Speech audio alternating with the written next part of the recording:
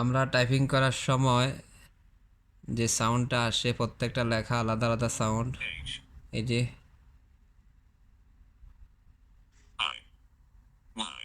প্রত্যেকটা লেখা আলাদা সাউন্ড আসতেছে,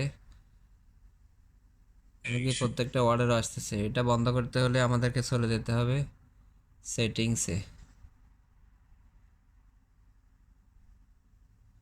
সেটিংসে যে নিচের দিকে স্ক্রল করতে হবে। স্ক্রল করার পর এখানে যে হোম স্ক্রিনের লাইব্রেরির নিচে যে আছে অ্যাক্সেসিবিলিটি, এখানে অন করতে হবে।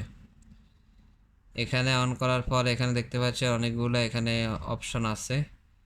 তো এখানে অপশন চলে যেতে হবে স্পোকেন কন্টেন্ট। এখানে স্পোকেন কন্টেন্টে চলে যাওয়ার পর এখানে অনেকগুলো অপশন আছে, এখান থেকে যেতে হবে আপনাকে টাইপিং ফিডব্যাক। টাইপিং ফিডব্যাকে যাওয়ার পরে আমরা যদি প্রথম যে অপশনটা আছে এটা দেখতেছি চালু আছে, এটা বন্ধ করতে হবে। এটা হচ্ছে প্রত্যেকটা লেখার আলাদা আলাদা আলাদা আলাদা বলে শোনায়। আর এটা হচ্ছে পুরো ওয়ার্ডটা একসাথে বলবে, লেখাটা বলবে না, পুরো ওয়ার্ডটা বলবে। আপনি এটাও যদি না শুনতে চান তাহলে এটা বন্ধ করে দিতে পারেন। এখন আমরা এখান থেকে ব্যাকে চলে যাব, আবার চলে যাব ওখানে, দেখি এখন কোনো আওয়াজ আসে কি না। এখন কোনো আওয়াজ আসতেছে না, অর্থাৎ আওয়াজটি বন্ধ হয়ে গিয়েছে।